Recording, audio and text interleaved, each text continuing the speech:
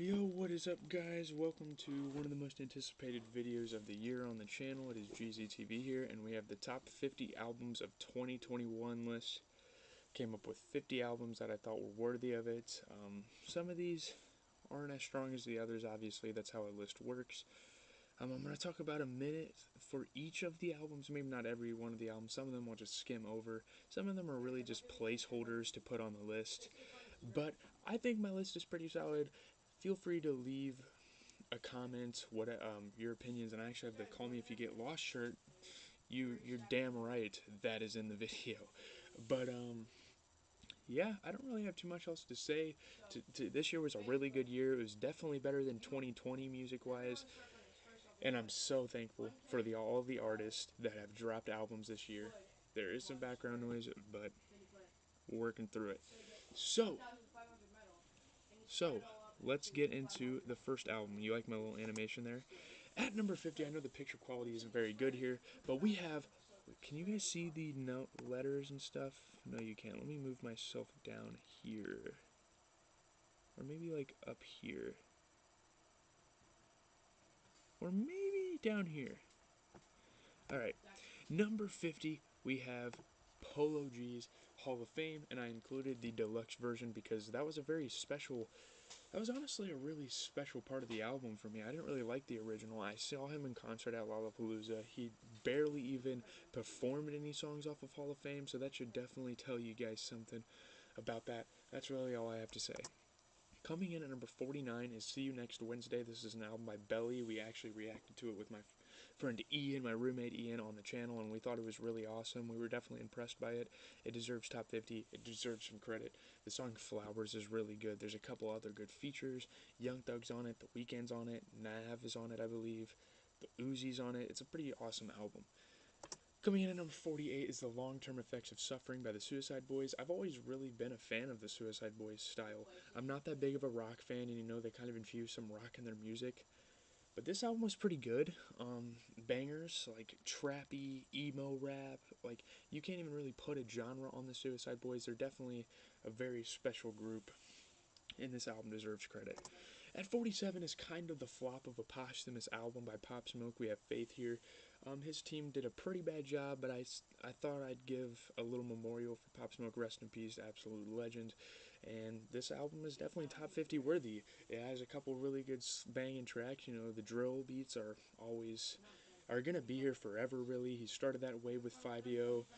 And yeah, Faith, Pop Smoke, some pretty good features from like Pusha T. Yeah, Pusha T had a really good feature.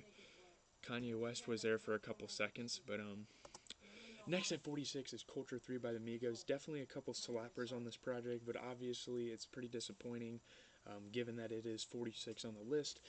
Avalanche is good. The song with Drake, I don't remember the name of it, but that's a good song. Avalanche is really good. It's honestly like a top 20, top 30 hip-hop song of the year. All the instruments and stuff, so yeah. That's Culture 3 by the Amigos. 45, we have Sincerely Controlled by NBA Youngboy. Not the best project again, but I think it's solid. It's got a couple of bangers on it. I can't really remember the names.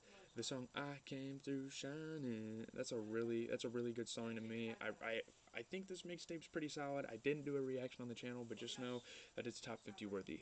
Coming in at number 44 is another album I was definitely impressed with. Trust Fund Babies, Rich the Kid, and Lil Wayne. They came together. What an unlikely collaboration as well. I'm sorry for the background noise. My sister upstairs. But feeling like Tunchi's good.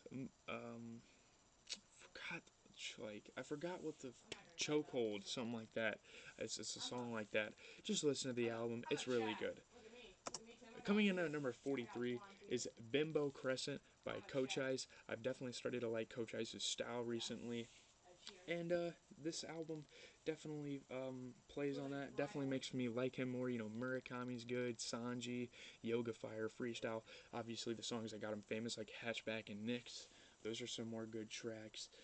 But yeah, Coach Ice. Coming in at number 42. Pretty bad, pretty weak album, but it is Slime Language 2 by Young Thug. Kind of bloated. Whole label came together. It isn't just Young Thug, it's really Young Stoner Life Records, YSL, that came together. You know, you got Gunna, you got Strick, you got, I can't think of anybody else. Yeah, you got a bunch of other guys on the label, plus guys like Coi Leray. Kid Cudi makes an appearance. This is a posse cut album. I think it's solid in the moment, but it didn't have enough longevity. That's why it's here. 41. The plugs I met too. I forgot to put the name of the artist, but it is of course by Benny the Butcher. I think he had a producer on the project. I didn't listen to this album that much this year. This isn't like the first big like placeholder album on this list. I just wanted to give some respect to Benny the Butcher. At number 40, I did react to this album on my channel. It is Bo Jackson by Boldy James and the Alchemist. You gotta love these underground rappers, Boldy James, guys like Griselda, pretty good artists there. You know, Mike, Navy Blue, guys in that scene. I just gotta show some respect. I'm not a huge fan of this album, which obviously is why it's only at 40, but I think it deserves a nod. Coming in at number 39 is EP2 by JPEG Mafia. Pretty solid. There are a couple really good songs on here. I actually really like this one. There's just some really solid releases on the year. And yeah, there's a lot of competition. So if you made the top 50, you definitely had quite the year. And I think it's safe to say that about JPEG Mafia. EP2. Coming in at number 38, I keep forgetting to put the title of the rappers, but this is Hitler Wears Hermes 8, another underground guy, West Side Gun. We listened to him on the channel. He's got a good feature from Tyler the Creator. He's got some other people on here. I think he's got Jay Electronica on here.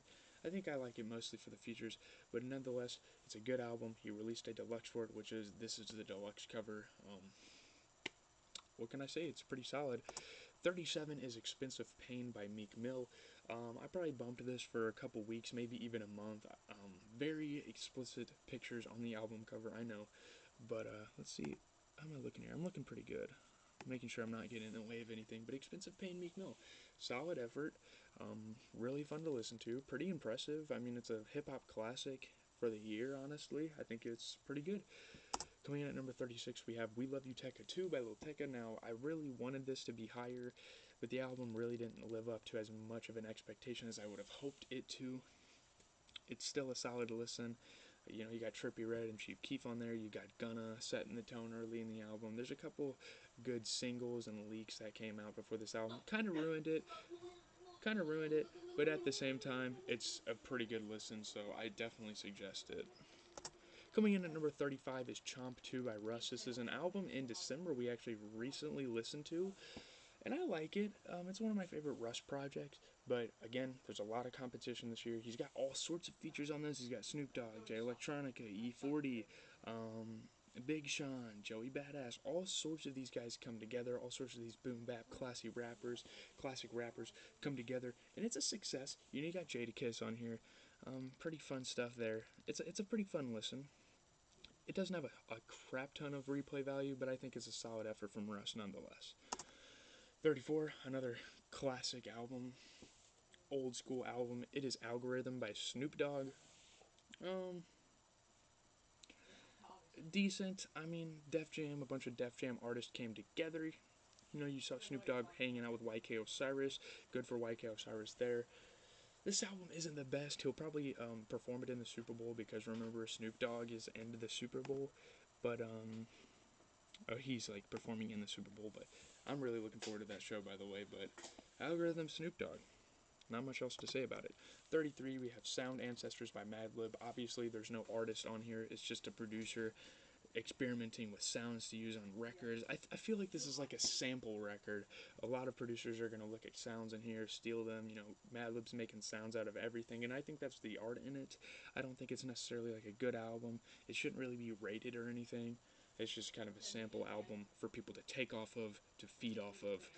I think that's a good thing. I think that's what producers need. 32, Live Life Fast by Roddy Ricch. Kind of disappointing. There's a couple good, it's pretty overhated right now. There's a couple good records on it.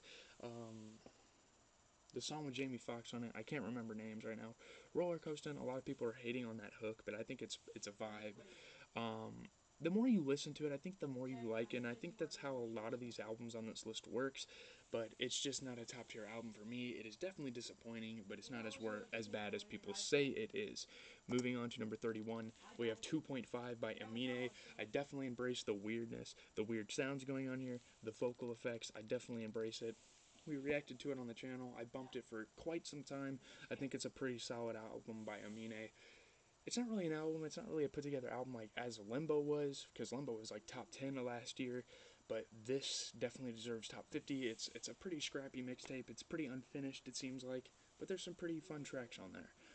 Number 30, we have Planet Her by Doja Cat. You guys are gonna hate on me because I have a female here and here. A lot of misogyny going on in the music industry, but I think Doja Cat definitely deserves this album placement. I mean, this is awesome, or this list placement, not album placement. She's not featuring for albums or anything. Fun songs: "Woman," "Naked,"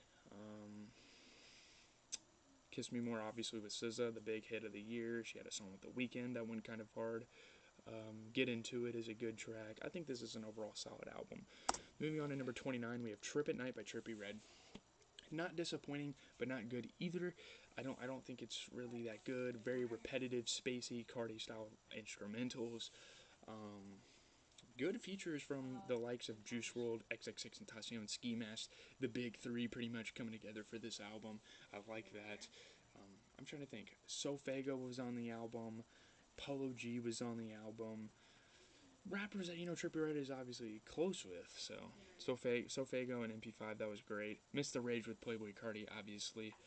All the artists you'd expect Trippie Redd to have an album with. No unorthodox features, which maybe makes this album a little uninteresting to the average ear. But I'm kind of blocking the GCTV sign. But anyways, moving on to 28, we have "Fighting Demons" by Juice WRLD. I do give this the edge over Trip at Night. People are gonna hate me for it, but I think this is a really good album. I don't know, really good. It might be above average. I don't know. The instruments are definitely different. That's what I noticed when I first listened to it. The instruments are different from other Juice WRLD or albums. The producers did really good on this. Obviously, it's got the same Juice WRLD tones, pitches, tempos, cadences, whatever you want to call it. Obviously, it's the same in that aspect, but the instruments are definitely what sets it apart from the albums before it. And, obviously, you guys are going to hate me because, like, Bo Jackson should be higher, but this is all enjoyability at this point. Fighting Demons, Juice WRLD deserves to be here. 27 is Dr. Evil by Young Nudie. Fire album, pretty good. I mean, it's not like overall like consistent, I would say necessarily, but there's definitely a couple bangers. Him and 21 Savage have a good song. I do like the vibe of the album, the creepy vibes, the Chucky doll in the front. That's really cool. 26, we have "When It's All Said and Done, Take Time" by Givion. Now, I know this is a deluxe, but I really didn't have much choice but to put it on here just because, I continue to embrace Heartbreak Anniversary as a record. One of the best, like, R&B records, like, of the last few years, honestly. Givion did so good with that. And there's a couple good tracks here as well besides that.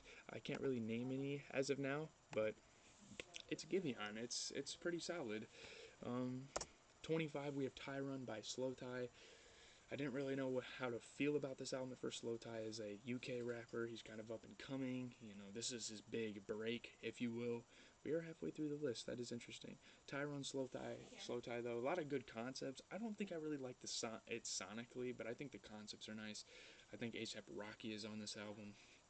Overall, not too bad. 24, it's "The Life of Pierre 5" by, of course, none other than legendary hip-hop producer. At this point, I'm calling him a legend. Legendary hip-hop producer Pierre Bourne, responsible for a lot of upbringings of rappers like Playboy Cardi, helped Lil Uzi Vert a lot. He's a very influential producer, and he raps as well. And that's what he showed on this album. That's what he's shown for the last 4 other Life of Pierre albums. But this is the best Life of Pierre by far. Very revolutionary sounds, really fun tracks, really bouncy. Overall, awesome trap record. Coming in at number 23, this is an album that actually released pretty recently for him by Chief Keef.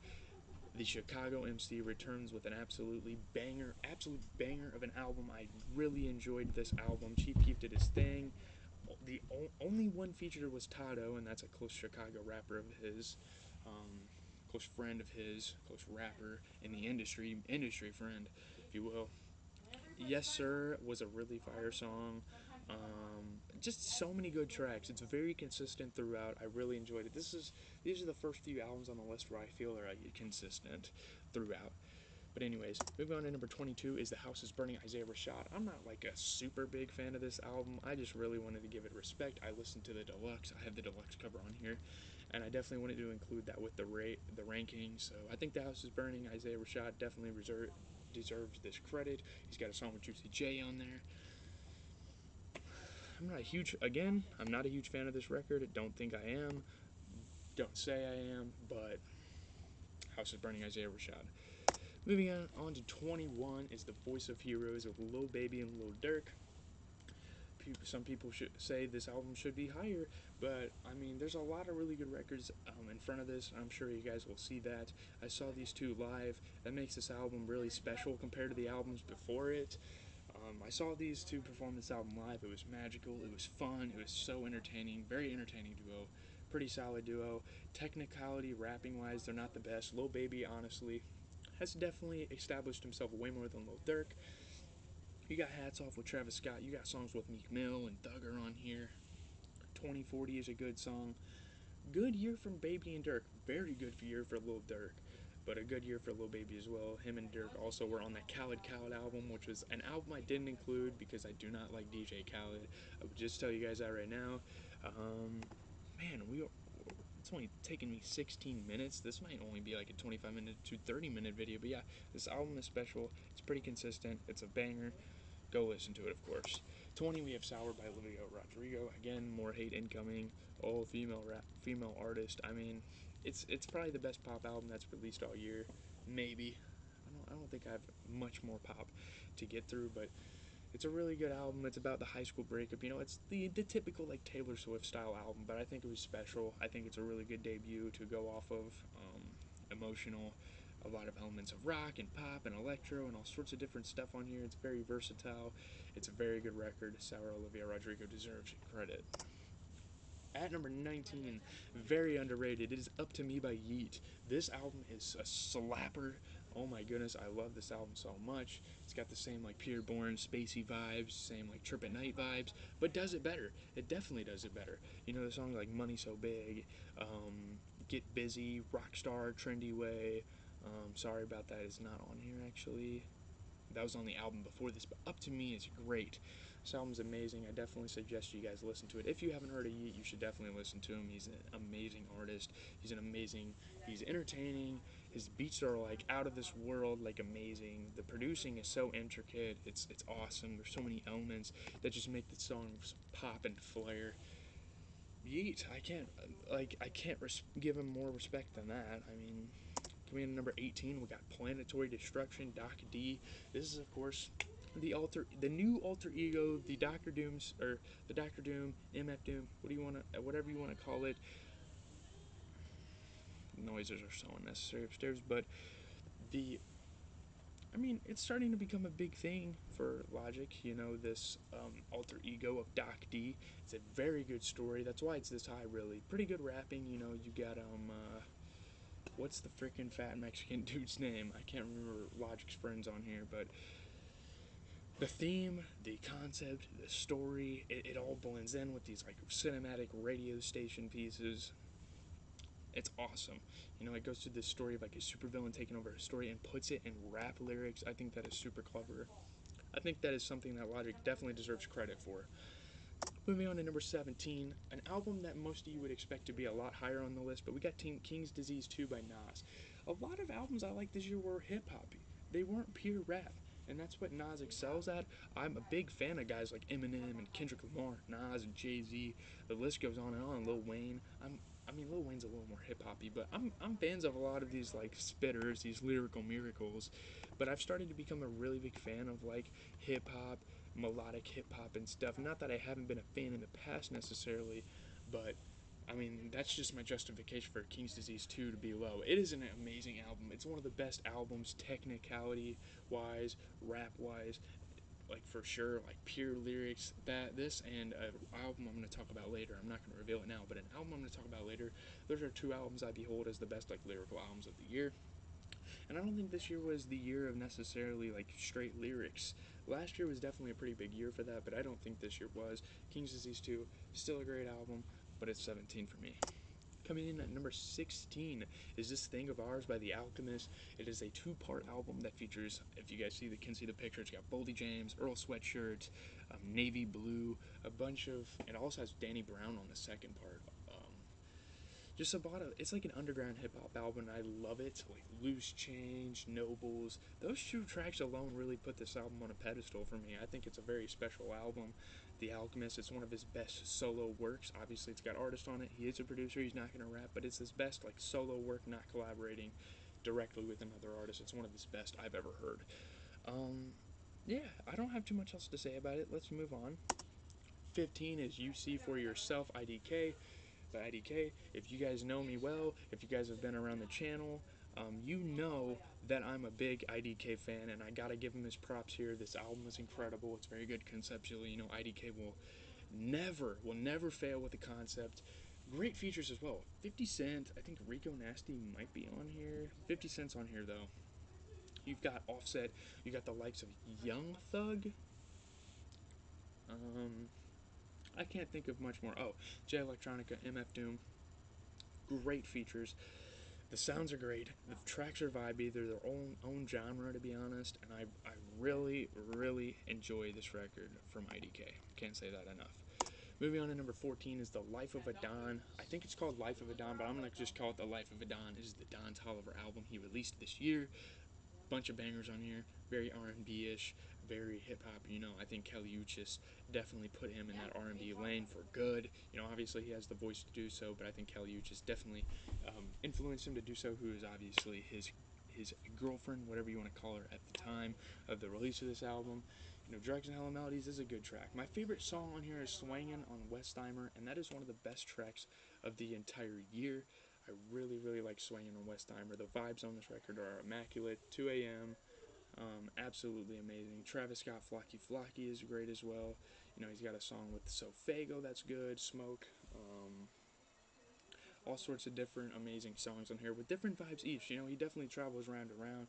Escape, you know, you get an intro track with Escape that brings to mind like the Dawn vibe, you know. Coming in number 13 anyways though, Certified Lover Boy by Drake. And oh my god, the Drake stands are going to be on my head for this one in the comment section. I don't think it's one of the best albums of the year. It's 13. That's good. That's good for how good this album is. Certified Lover Boy being at 13 is good. I almost considered pushing it back behind Life of a Don and like King's Disease and albums like that. But you guys get it at number 13. You should give me credit for that because not a lot of people praise this as one of the best albums of the year. Not a lot of real music reviewers behold this as one of the best albums of the year anyways. But it's still a good album. Way Too Sexy is a good track and a cringy track at the same time. I definitely can't like pinpoint what I think about that. The song with Givion, a little Dirk. The song with Jay-Z is good. Sorry, I can't think of names off the top of my head. It's got a lot of industry guys in there. It's got a lot of Lil Baby in there. It's got a lot of people in the music industry that are currently popping right now. It's got a lot of those guys on this record present. Coming in at number 12 is Neon Shark by Trippy Red. This is the rock album from Trippy Red, and it's held its weight throughout the years. Not a lot of albums are better than this one this year. I'm not a big rock fan, but I think I was a big fan of this because, you know, Trippy Red's voice is something I've always been a fan of, and when you mix that with Travis Barker drums, and amazing guitar, and amazing features from rock stars like Machine Gun Kelly, and there's another guy on there, I can't remember his name, he was on the album. Like Zilla Kami has definitely got that brash rock voice. A lot of these guys are featured. But anyways, Neon Shark, I think it's a masterpiece. I think it's really good. It definitely lifted Pegasus from out of the ground. It definitely carried it as a deluxe. One of the best deluxe albums I've heard in quite some time. Coming in at number 11 is Vince Staples' self-titled Vince Staples, and only 10 tracks. Vince Staples defines his life. You know, he tells stories of his life. He's got a lot of bangers, a lot of typical banger album or banger tracks off of Vince Staples' discography. He's a very like rough hip hop guy with a soft voice. I think it's awesome. I think he's got Fushi on this album. I don't think there's too many features. Lil Fade is a good song. I can't think of all the other ones. I can't think of all the good songs on this album, but Vince Staples' self-titled nonetheless is like absolutely incredible, and I love it. Moving on to number 10 is An Evening with Silk Sonic by, of course, none other than Silk Sonic. There's another album on this list that definitely captures the 80s vibe better than this, but I want to give them credit. In 9 tracks, they made an absolutely incredible tape. I'm sorry for the background noise with my sister and them upstairs again, but Bruno Mars and Anderson .Paak, what a collab that was. What a great idea. What a cool band name. Everything about it is cool. Leave the door open, you know. Leave the door open. Smoking out the window is great. A lot of incredible songs. Skate is good. I deserve to be. That song, Fly As Me, I think is what it's called. A lot of good tracks on here. Bootsy Collins is a funk legend that makes an appearance, of course. But yeah, let's move on to number 9, which is Alone at Prom by Tory Lanez. A lot of people don't think this is better than the Silk Sonic album, but I beg to differ. I think this album is incredible. Tory Lanez did so good at capturing this 70s, 80s disco theme, and it definitely feels like you're alone at prom. Like, the title speaks for itself. I think it definitely feels like that. The Color Violet is good. I like Ballads of a Bad Man, I think is what it's called. That's a good track. All sorts of good tracks. Enchanted Waterfall opens it up, and it sounds really amazing. Not really any weaknesses with this album whatsoever. But moving on to number 8, we have Montero by Lil Nas X. A lot of people are going to hate on me. I have really liked these, like, I don't even know what the genre is for these albums. Maybe electropop. But obviously you got the banger Industry Baby with Jack Harlow. You got Montero. You got a song with Meg Thee Stallion that's actually a banger. The way the album opens up, Dead Right Now, that's a great track. Elton John is on here, that's awesome. Miley Cyrus is on here. I'm sure those are some of Lil Nas X's biggest role models, biggest influences based on his style of music, of course. That's what I'm assuming. Like, he really likes those artists, and I think it's probably special for him to have those type of people on the album. And it's a really good record. Shout out to Lil Nas X. Best work by far in his discography, better than the 7-track album.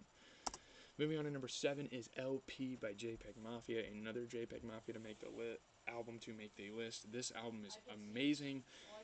One of the best produced albums of the entire year. I think it's fucking incredible. Some of the sampling, some of like the sounds he uses, it's just so unorthodox. It goes in so many different directions. That is very, very like a very big trait of jpeg Mafia's music. Very unorthodox, going in all sorts of different directions, and that's something I really like. And his rapping is fire. His flows are great. Why would I pray for myself? Maybe I pray for my health. I was just watching his Nardwuar interview recently, and I've liked the guy more and more since, and I think this album is definitely special. It's something to behold, and everything, the whole 9 yards. Moving on to number 6 is Punk by Young Thug. Very highly anticipated album, and it definitely did not miss at all. Definitely didn't miss in the slightest bit. All sorts of industry guys in here. This is a jam-packed featured list. You know, you got Drake, you got Travis Scott. I wish Kanye was on here, by the way. You got Future, Juice WRLD, J. Cole, Post Malone, A$AP Rocky. I can't even like name all the features. Mac Miller, an amazing. I don't remember his name. Oh shit! What is his name? He's from Fun, the band Fun, the lead singer. He's been on an Eminem album before. I cannot think of the guy. Hold on. Let me look this up because this is actually... Oh, my phone dead. My phone's dead. You guys know who I'm talking about. You know, you got Doja Cat on here. All sorts of artists on here. And it's amazing. I think it's a really good album. It's special. The album art is cool. Die Solo with Strick is one of my favorite songs of the year. The guitar, the rapping about his life, it's absolutely incredible. I think this is an album you guys should definitely check out if you haven't already. What is going on, Slenderman? What's going on, man? Actually just did a video on Slenderman. That is interesting. What is going on, my man? Just did a review of that. If you want to go watch it, you can. But anyways, coming in at number 5 is Road Runner by Brockhampton. This album is special. Very good message-wise, very good sound-wise. You know, you got Danny Brown on here, you got jpeg, you got the A$AP Mob on here, you got, I think SSG Kobe is on the deluxe, and I definitely did include the deluxe, as I did with the rest of the albums on the list. But it's just a great sound. It's a great concept. Like, it's in memoriam of one of the members' dads who shot himself, I think, is why they did this album. And I think Brockhampton is only going to be here for a few more albums, so this is definitely an album that we gotta cherish.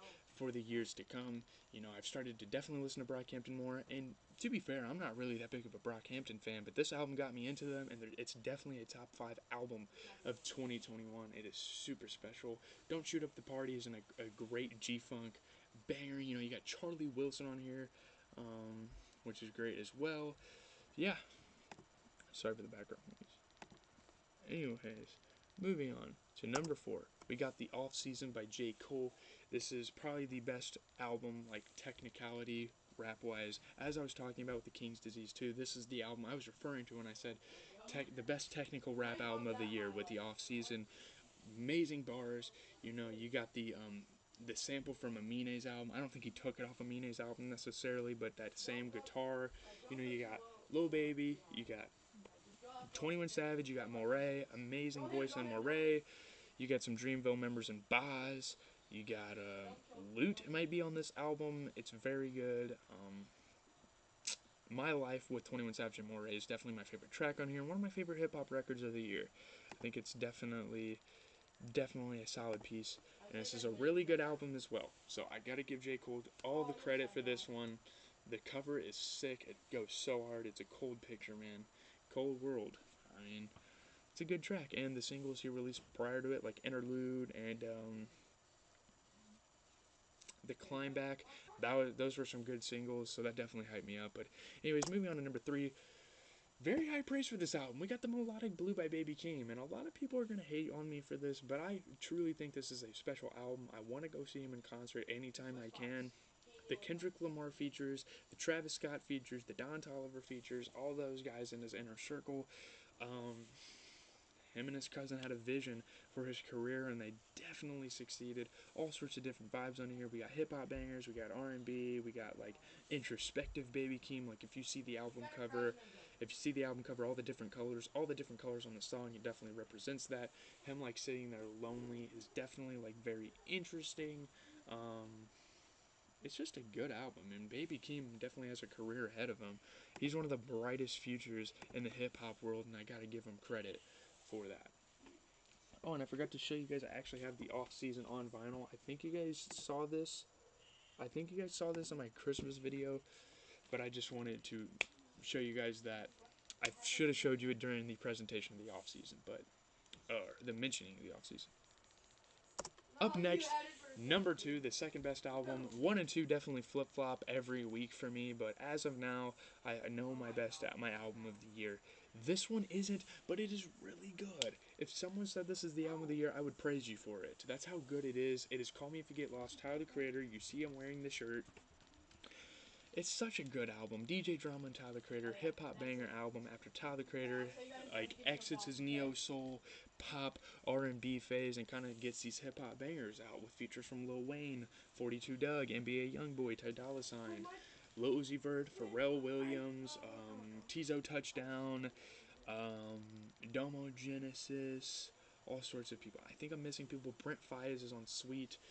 He's got this really long Sweet, Sweet, I Thought You Could Dance song, very introspective song with Will Shire, where he's talking about a story of a relationship he was in that got really toxic, all sorts of different things. You can get all music fans can really pick something out of this album and enjoy it. I think that's what makes it such a special album, and that's what makes it a top 2 album of the year. It is interchangeable for one, and like on any other day, I feel like I'd give this album of the year, but as of now, album of the year goes to Donda by Kanye West. Such a special album.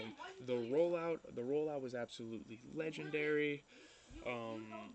The idea of the album, memorializing his mom, all of the different features on it, all the different versions of the album that were leaked, his persona for the album, this anonymous face. He's almost becoming one with Donda, and I think it is such a special thing for Kanye West to do. I feel like this was inevitable for him to make a mother album. He was about to release Mommy's Boy about like 5 or 6 years ago, I believe. Again, it was inevitable. Him making an album memorializing his mother was pretty much inevitable, and I think it's album of the year. It's got some like very important messages in there. It's got some good advice in there. It's got all sorts of stuff. It's jam-packed with amazing music. Like the features, man, like Baby Keem, Travis Scott, Young Thug, Jay-Z, Like, it's very hard to get a Jay-Z feature as of now, but Watch the Throne 2 could be incoming, and I think that's something I'm going to mention in my video for most anticipated albums of next year for sure. I don't really have much else to say about it. It's very fire. Come Back to Life is Come to Life is one of the best records of the year in my opinion. I think it is incredible. So anyways, leave a like, comment, subscribe. It has been Jeezy TV as always, bringing you guys the music content. This is the top 50 albums of 2021. One of my favorite videos to make of the year. If you have different opinions, put them in the comment section. Feel free. We're open to opinions over here on this channel. We are a music listening community. We're a video game community. We're a sports community. So all that stuff is included on the channel. I've been talking for way too much. I need to take a break. I just got done talking about Slender Man like an hour ago. So if you guys want to see that, go ahead, tune into it. All my videos are up on the channel if you want to watch them. Prior reviews from albums like Donda. I don't know if it's up because of copyright. Certified Lover Boy, Call Me If You Get Lost, I think might be up. There's all sorts of different album reviews to go back and look at if you don't know my thoughts of the album at the time, because some of my memories are a bit blurred of the music. But anyways, hopefully you enjoyed my list. Hopefully you enjoyed the music of 2021, and have a good 2022.